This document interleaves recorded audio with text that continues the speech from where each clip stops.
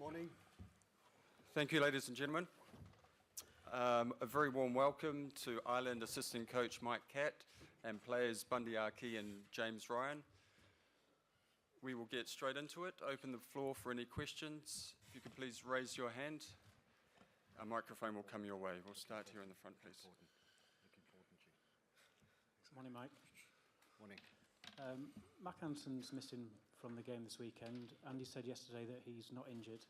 Could you maybe just explain why he isn't involved? Good question, really. It's a long tournament, first and foremost, and it's making sure that we look after everybody. But in the same breath, there's some good competition in that area too. It's nothing that Mac's done wrong. It's not that he's performed badly at all. I think he's done exceptionally well in these pre-season games. So, like we say, it's a long competition, and we need to keep people fresh too.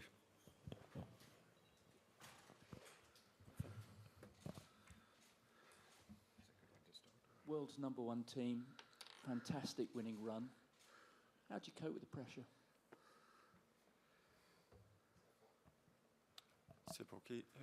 For who the question? You're there to be shot at. How do you cope with the pressure? Who's it for? Either of the players. There we go. I think there's always pressure, when you're playing international rugby, when you're playing for Ireland, there's always huge pressure. Obviously, with the World Cup now, the stakes are higher, but I think it's just playing the game, really, not the occasion. That's what we've talked about this week a little bit. We're expecting a huge amount of our support tomorrow, and it to be a pretty amazing day. World Cups are different, but I think just remembering to play the game and not the occasion is important, and all of our focus going into our performance every week.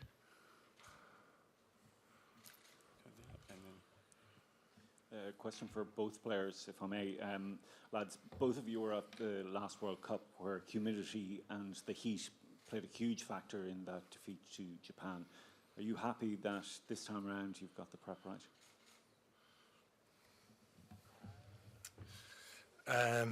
Yeah, I think so. We've had some good sort of field exposure throughout the summer. In terms of, we had a training camp over in Portugal, which was great for us.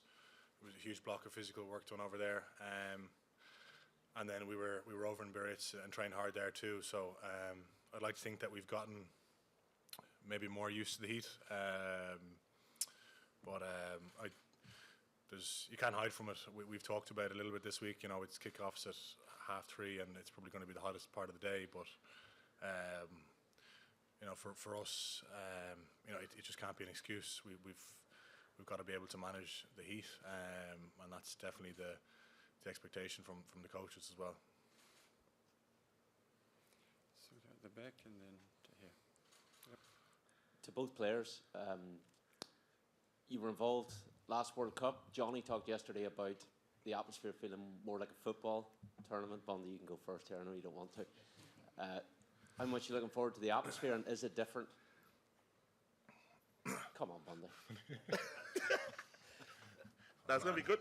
Obviously, we've seen a lot of Irish fans and supporters around town. So, look, it's going to be, I think, we're expecting a big crowd from Ireland. So, looking forward to it and enjoying it. So, yeah.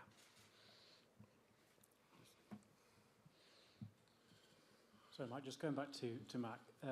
Andy said yesterday he referred back to Biarritz and suggested that some of the players maybe didn't conduct themselves as was expected of them off the field. He's one of 3 sort of main players missing tomorrow. Josh van der Vleer's on the bench, Dan Sheehan's injured, Mac Hanson's not involved at all. Is it a disciplinary issue with Mac? He was not at all, no. He was useless, that's what I was kidding. No. Definitely not. No. Thank you. Hi lads. Bundy, just when you think back to the last World Cup, I know a little bit of a tough one to take. You got a red card and you missed the quarter-final against New Zealand. I'm sure that was a tough one at the time. When you think back, what are the memories that come to mind? I forgot about that, so I'm not thinking about it again. Yeah. You obviously want to put things right then coming into this World Cup. No, not really. Just play the best I can. Do the best I can for the squad, and that's all I can do really. And don't think about what happened in the past. All I can do is think about what's happening tomorrow and put my best foot forward. Yeah, and embrace it. And do you have family and friends coming over? I do. I got my family coming over, landing over today, so can't wait to see them and greet them today. Here in the front. James, obviously a big day for Joe McCarthy tomorrow. What will it be like to play alongside him, and what's his point of difference, do you feel? Yeah, looking forward to it. He's had a great summer, I think. So excited to pack down with him. He's a number of strengths. I think he's very strong in the set piece, good scrummager, and very good mauler. Both in terms of attacking line-out drives, but also defensively, he can be pretty destructive as well.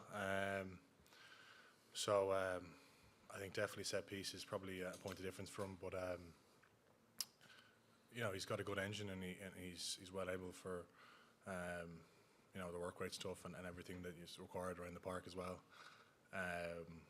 But yeah, I think he's been brilliant all summer, so yeah, looking forward to playing with him tomorrow. Go here and then next at the back. James, just to follow up on what Andy was saying yesterday, you know, and again following up from telling players not to be distracted by things outside of the rugby, saying it was only about the rugby.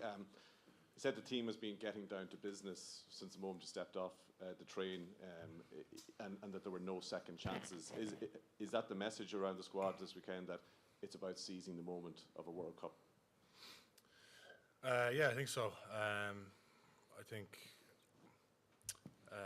you know, we've had 3 big sessions last Saturday and you know, Wednesday and Thursday this week, and before every session we spoke about you know, really starting to open now.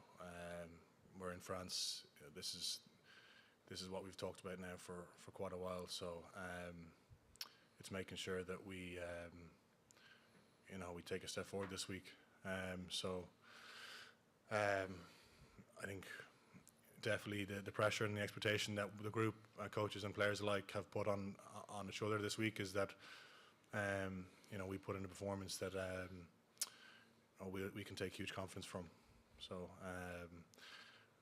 I think we're in a good place heading tomorrow. I thought we trained really well this week. We trained hard as well. So just making sure we recover today now and get excited for a huge day.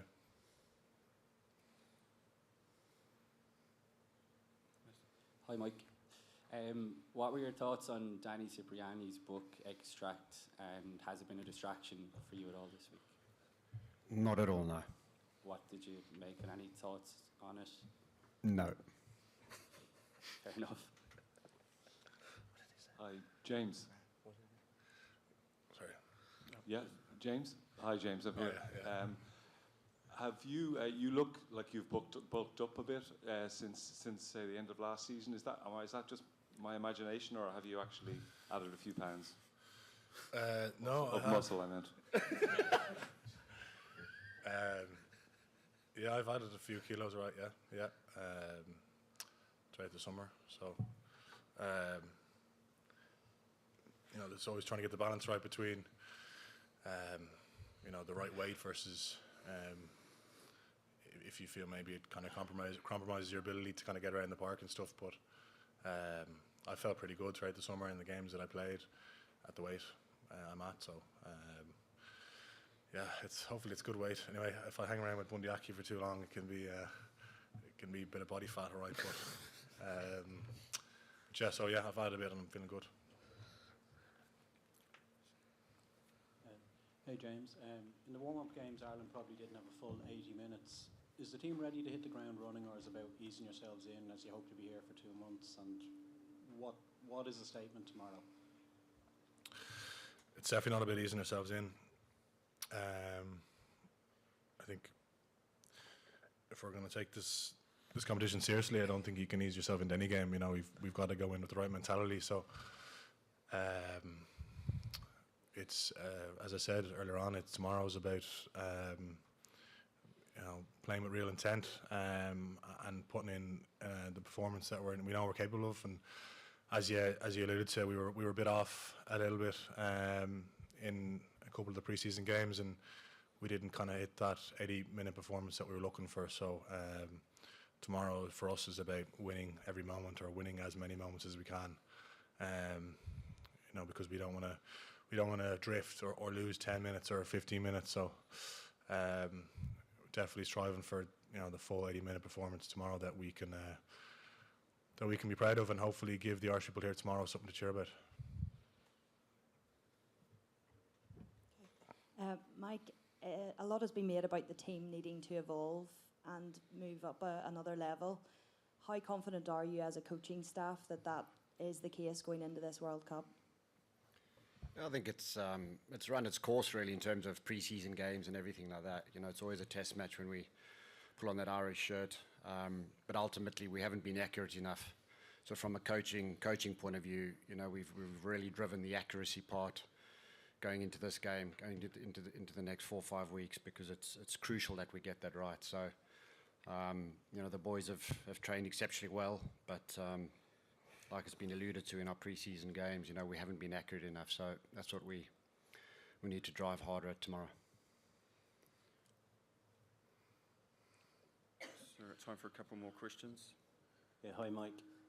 Just to follow up on that, how much does having Johnny back in the number 10 jersey add to that expectation of better accuracy and more fluency, perhaps? Yeah, listen, Johnny's massively experienced. It's his 4th World Cup. But remember, Johnny's been training with us every single day for the past 8-10 weeks as well. So, you know, Ross and Jack are up there in terms of that. You know, Johnny demands pure accuracy and stuff, but in the same breath, it's just making sure that everybody's nice and calm and able to deliver at the key moments. So, you know, he's a massive figure in any team, like any captain is, and what he brings to the team. So it'll be nice to see Johnny back on the pitch. It's been quite a while. So, you know, I think if he concentrates on his game, he will pull guys with him. Just waiting for translation. Okay, thank you. Hi, James. How aware are you guys of, you know, the need of discipline, given how much of a concentration there was on it in the warm-up matches, not just Ireland's, but, you know, across the warm-up series, and the way it was refereed and the new discipline, you know, with the bunker system and stuff like that? Your discipline has been a hallmark of the team, I suppose, over recent seasons. Are you confident that it'll withstand whatever interpretations are coming your way in the next few weeks? Yeah, I hope so. It's definitely something that we talk about every week. You know, we pride ourselves on being a disciplined team, and I think a big part of that is the way we train and the habits that we try to build. But in terms of, you know, obviously, yeah, it's a very fine line now with a lot of the decisions around the tackle area, in terms of, you know, if you get it a little bit wrong or just not quite right, you know, the result can be a pretty lengthy ban. So that's definitely something that's been highlighted by the coaches, by Simon probably in particularly. And we would do a lot of tackle tech every week, you know, to try to mitigate that risk as much as we can. Because, yeah, I mean, obviously it can be hugely costly for a team if you lose a couple of big players, you know. Time for one last question. If any? No? Thank you very much, ladies and gentlemen. Thank you, Mike, James and Bundy. Thank you. Thank you for your time. Good luck tomorrow. Cheers.